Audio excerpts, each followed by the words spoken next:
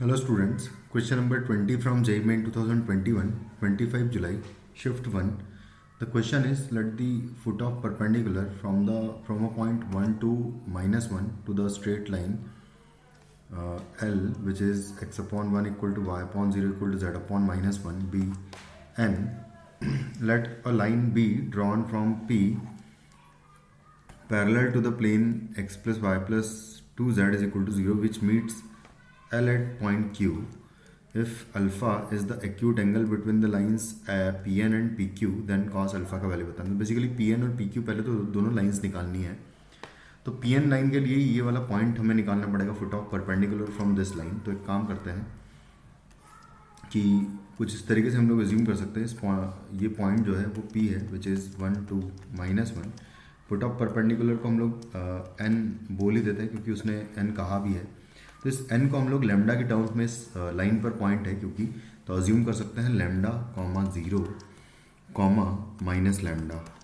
तो हम P N vector निकाल लेंगे। तो पी एन वैक्टर जो है n माइनस दिस हो जाएगा पी वैक्टर, तो यानी कि n माइनस वन हो जाएगा comma n minus one comma 0 minus one is -1 comma minus lambda plus 1 हो जाएगा जे कैप।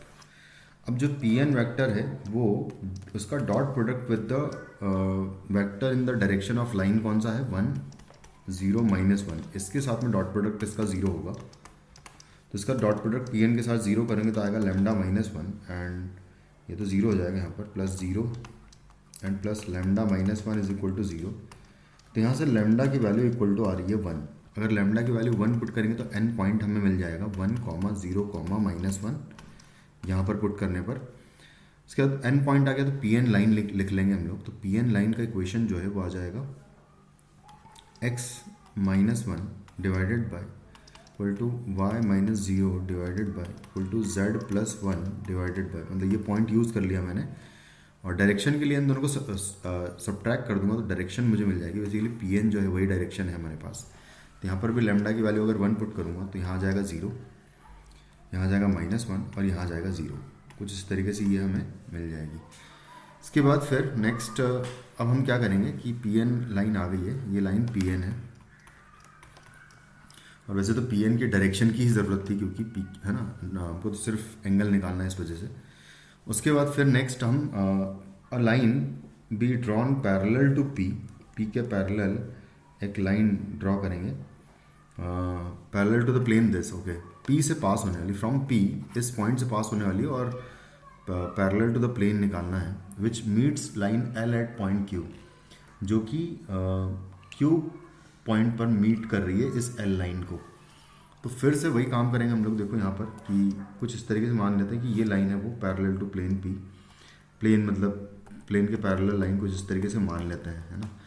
तो इस पॉइंट क्यू को हम लोग कैसे निकालेंगे, पॉइंट क्यू को निकालने के लिए ये जो इस लाइन पर कोई भी इन जनरल पॉइंट निकालने अगर माने तो फिर से वही लेमडा, इस बार लेमडा डिफरेंट आएगा। खैर lambda comma 0 comma minus lambda, इस पॉइंट को अज्यूम कर सकता हूँ मैं। तो यहाँ से अगर पी क्यू वैक्टर निकालूँ मैं तो पी क्यू वैक्टर आएगा लेमडा -1 कॉमा 0 -2 कर दूंगा। एक्चुअली सॉरी, यहाँ पर हमने एक गड़बड़ कर दी, इसको करेक्ट कर लेते हैं। देखो यहाँ पर ये 2 है, हालांकि उससे कोई फ़र्क नहीं पड़ने वाला था। यहाँ पर 0 है तो यहाँ पर बेसिकली -2 आएगा और यहाँ -2 आएगा तो इसका खैर डॉट प्रोडक्ट जब लेंगे वो तो 0 ही आ जाएगा। तो लेमडा की वैल्यू डिफरेंट नहीं आएगी, वो तो एग्जैक्टली सेम आएगी। हाँ, तो लेमडा -1 और 0 -2 हो जाएगा और माइनस लेमडा प्लस 1 ये हो जाएगी पी क्यू की डायरेक्शन।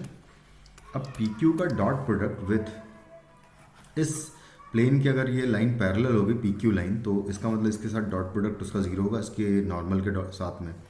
तो नॉर्मल वेक्टर है 1 1 2 है, इसके साथ में डॉट प्रोडक्ट इसका 0 कर देंगे तो हमें उसके करस्पॉन्डिंग लेमडा मिल जाएगा।